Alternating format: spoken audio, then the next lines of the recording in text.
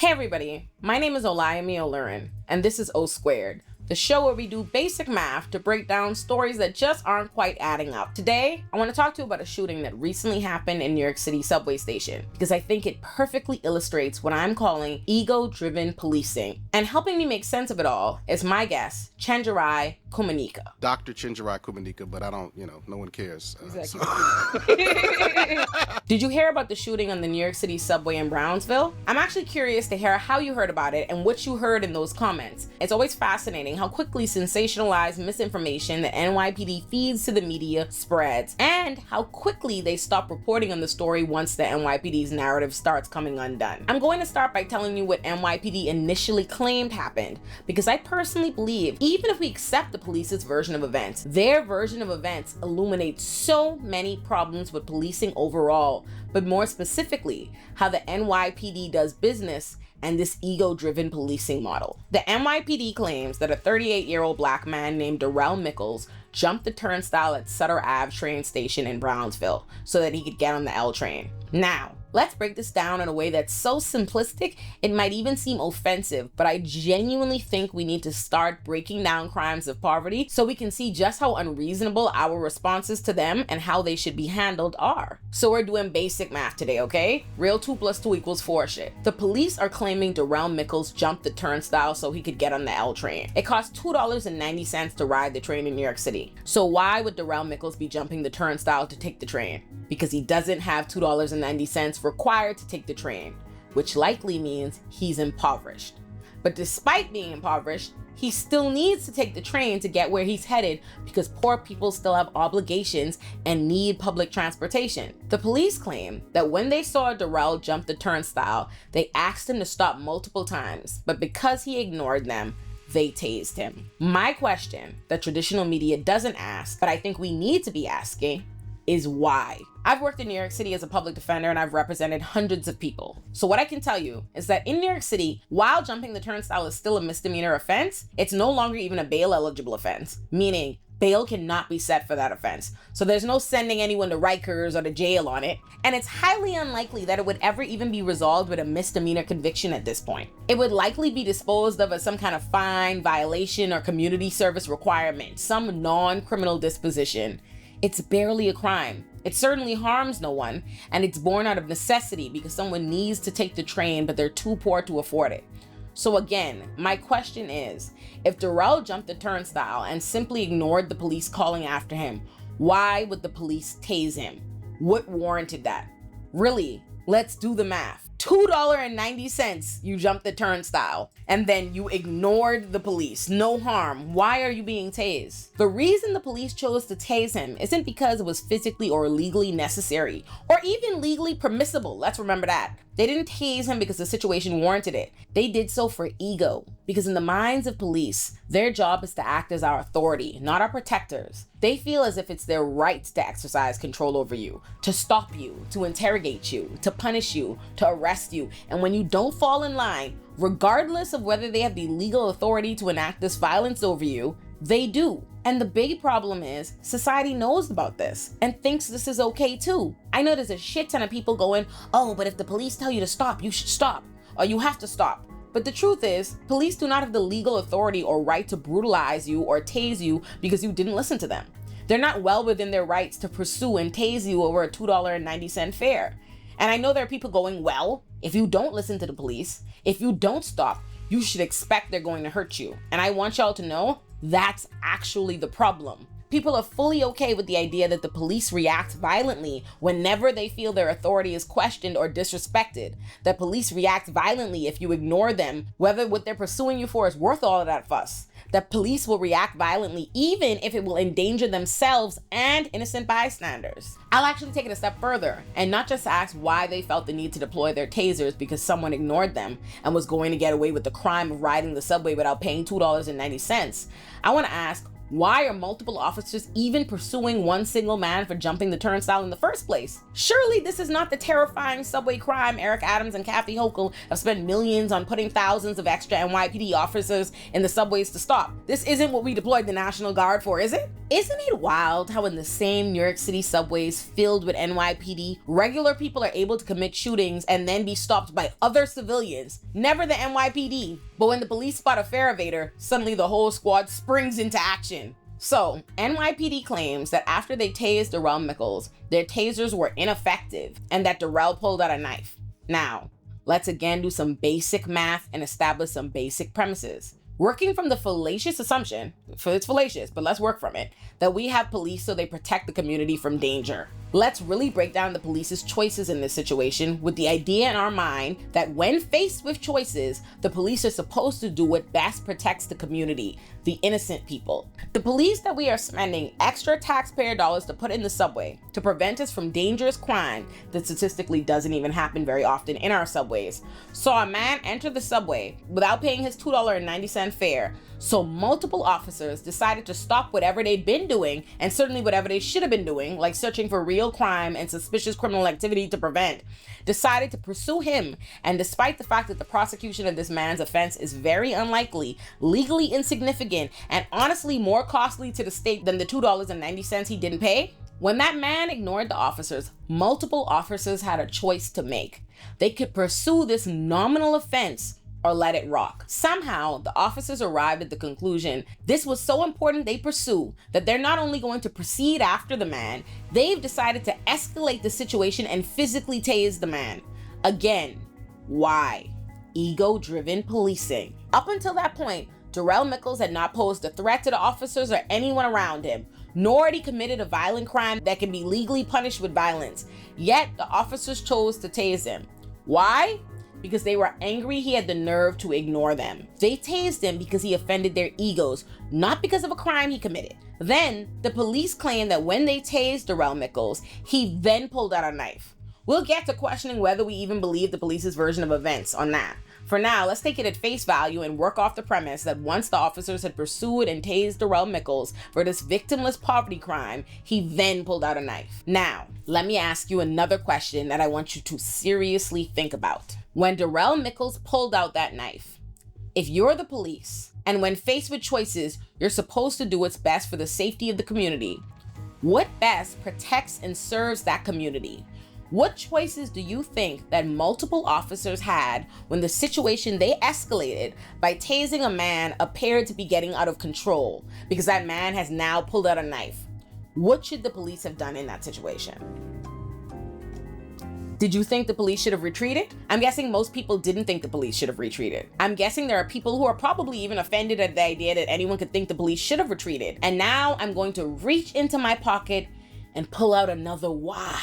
The answer is ego-driven policing. You think the police shouldn't have to retreat because you think Darrell Mickles didn't have the right to pull out a knife on the police, who had just tased him despite not having the right to do so. So you think whatever the police do from then on is warranted or justified. But let's do our math again. If the police are supposed to make choices that protect us, and they are in the subways to protect us, shouldn't their priority be protecting the people in that situation? Shouldn't it be incumbent on them to de-escalate the situation? Is it more important that the police engage Darrell Mickles in a confrontation and potentially arrest, harm, or kill him than it is to protect the surrounding bystanders who could be endangered by the escalation of this confrontation? And before I break down what choice the police made next, can we talk about the cavalier use of tasers? How many people do the police have to kill because they decided to tase people for no other reason than they think they should be able to exact violence on people who dare not do as they're told, assert their rights, or question their authority? Do you remember how police murdered Daunte Wright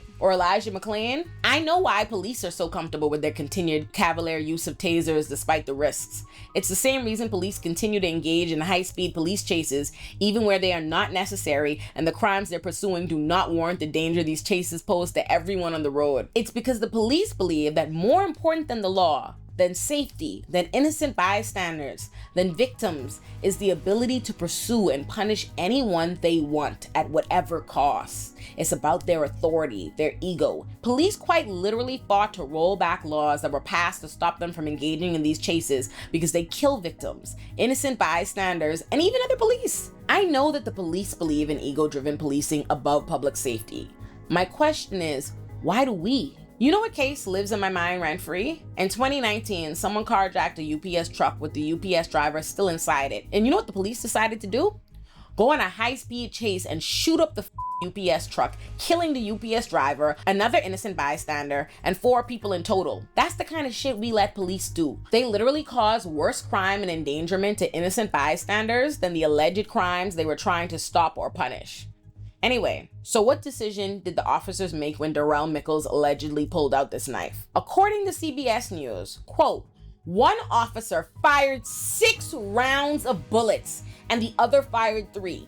The police didn't just shoot Darrell Mickles. They also shot another police officer. They shot a 49-year-old innocent bystander in the head, and that man who just been on his way to work is in the hospital fighting for his life. And they also shot a 26-year-old female bystander. So 4 people were shot in total. This police officer, Darrell Mickles, this man who got shot and they shot in the head. I forget, I don't know how to pronounce his name. His first name is George. They shot this man in the head and I think he's brain dead. And then they shot a woman, I believe it was a woman, another person was shot in the, also hit by these bullets. And of course, when I first heard about this, what I saw was the usual thing, right? I saw Eric Adams, the mayor, former cop mayor, talking about he's at the hospital with the police officer. But I'm like, what about this bystander that the NYPD shot in the head? You don't have any words for them? You ain't got no outrage for them? No, never does. Then I saw the vice president of the FOP goes on Twitter and says, this is evidence of a war on cops. But the cop was shot by another cop, in addition to the bystanders, right? So, and for the next 24 hours, there was no real expression. Maybe there was like some acknowledgement, but no expression of outrage or even like sympathy or anything that you did not killed. Well, yeah, basically you shot this man, he's brain dead. No acknowledgement. What's interesting to me is that I know a significant amount of people can know exactly how the story ended, with innocent people shot, fighting for their lives, and Darrell Mickles, a man whose initial crime had been nominal, now in the hospital in critical condition, facing several charges, including attempted assault and criminal possession of a weapon, and still think the police had every right to make every choice they did, even though none of their choices ever centered around trying to keep anyone safe. They were chasing $2.90 and the pride of their egos. And in defense of their egos, more than anything, they escalated something insignificant in the grand scheme of things and endangered the public. And here's my thing. This is not about making you sympathize with Darrell Mickles. This isn't about me trying to convince you that Darrell Mickles wasn't at all culpable for what happened. It's about questioning why we neither expect nor require that the police engage in cost-benefit analysis and prioritize public safety when making decisions. Why are we more offended at the idea that public safety and good policing might require the police to back down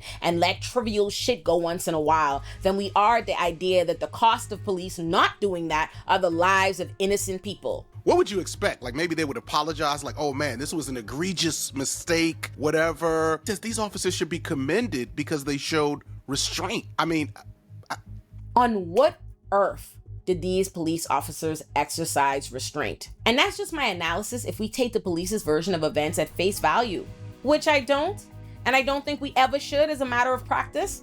Always scrutinize police narratives. We basically have their account at this point, so we want to keep clear about that because they be lying. But they say they stopped. They say they approached him. He didn't pay the fare, and he told him, "Leave me alone." And then essentially he tried to get on the train. They tased him while he was on the train. They tased him for getting on the train because he didn't pay for fare.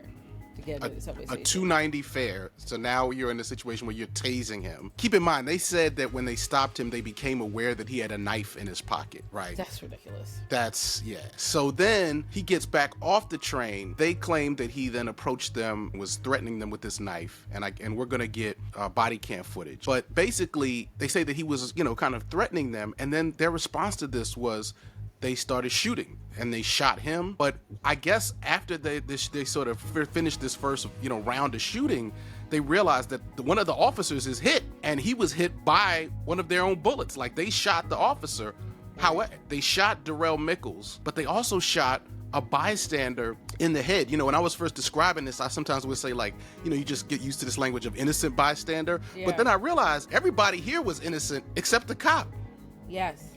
Right? Including Darrell Mickles, because what did he do? And speaking of reasons to scrutinize police narratives and not just accept what they tell you at face value, police claim to have lost the knife they allege Darrell Mickles attacked them with. Huh? And on top of wanting us to believe they lost the weapon they insist this man had, that didn't stop them from holding a press conference, holding up a random knife that was not used by Darrell Mickles, because that's how media and propaganda work. The police are allowed to tell you whatever the they want. They showed an image of a knife and said that this is the weapon. And their strategy, I mean, you know this, and I think it was really clear, is what they're going to try to do is do everything in their power to hide the fact that this was over a 290 fair. Right. The fact that they saw a knife, this never would have gotten created. So if he did have a knife, which from what I'm hearing, it very well might have been a legal knife that he had in his pocket. Yeah. Right. But they're going to try to make that the thing. And I heard Cass Daughtry saying they told him to drop the knife 30 times. So to me, it's like that tells me is that if maybe they on the body cam footage, if they got their 80 PR people editing or whatever, right, they maybe are gonna have some evidence of that. Wild thing is they showed this image of this knife, and then later that night they're like, okay, someone stole the knife. That's already wild. It's like, wait a minute. Right. How someone stole the knife? How did somebody steal a knife from your evidence scene, your whatever scene? And then the next day they said it was the wrong knife. I don't even know what that means. What does that mean? And the real crazy thing to me is we're not being hyperbolic when we say NYPD is probably currently poring over the body cam footage and any potential surveillance from the station they conveniently haven't released, because they absolutely will splice that video up and give it to the media in whatever condition they think best supports their narrative.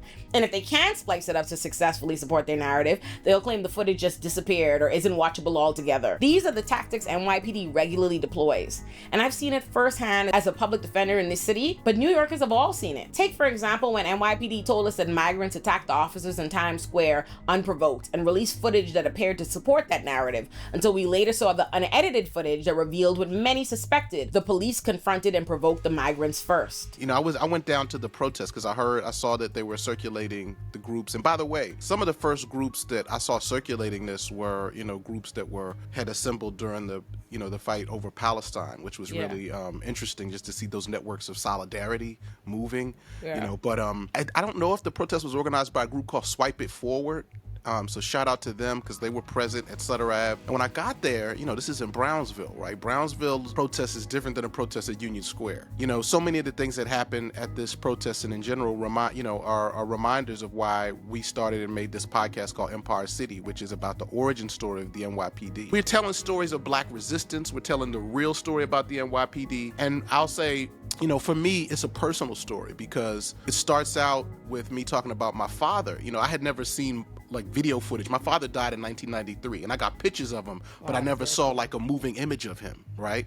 Until I did. And somebody sent me this file and I saw a moving image of my dad, but it was shot by the NYPD surveillance footage because my dad was the chairman of the Bronx chapter of CORE. I'm seeing this image of him, he's young, but it's literally the NYPD surveilling him because it was a protest, a peaceful protest against police brutality. And so the reason why I thought that was so interesting and that became a jump off point for me was, so much of what we talk about with police are incidents of brutality and killing. They can kind of say, well, this was a training issue. This was a use of force issue. And I'm saying, but what happened to my dad, that was a whole unit of the NYPD dedicated to stopping Black folks and other folks who are trying to make America a real democracy. So that's on one side. And then, you think about the past, but I have a daughter, she was 4 for most as we were making it, she's 5 now. And just like we were just talking about how the police are already a part of her world. So I started wondering, what's she picking up, right? And so one day I just asked her, And you'll hear this in the show. You actually hear this moment. And I asked her, what do you think the police do? You know, you'll hear her answer. I ain't even going to do it. But what I had to start to grapple with was, how do I teach my daughter, who has to be grown up in this world as a black woman, the reality of the police, and give her something more than just kind of like political talking points? And I realized that what she needs to know is really what we all need to know, which is, how did this thing start? You'd be amazed. What I was amazed by, you know, it seemed like we're inundated with stories of police and all these issues. But then when I would ask people, where did the police actually start? Where were the first police department? And what did they start because of? You know, some people will say, you know, in our world, right, you know, some people will say slave patrols. And I'm like, all right, but that's a sentence, not a history. And it's not, and the reality of it is that it's not only slave patrols, right? I mean, slave patrols was part of it, but we have to talk about in our series, we're going to talk about the role of the police in suppressing the labor movement. We're going to expand what people think policing is. We're going to talk about policing in terms of sex work. You know, what you find out is that essentially, in terms of a modern police department that's uniform, paid and all that, most people think the first one was in Boston. And of course, this is if you discount the police departments down in Charleston, those slave patrols. But the New York was first. They were the first, and they're the largest. And so that's the adventure we're going on, and we're getting really good feedback. I hope this episode has given you something to think about, and that you continue to think about some of the themes we've talked about today when you consider not just this story, an incident of poor policing, but the many others just like it. Check out Chenjerai's podcast, Empire City. He is doing thought-provoking and entertaining shit over there at Wondery Media, and we love to see it. Thank you for watching O Squared.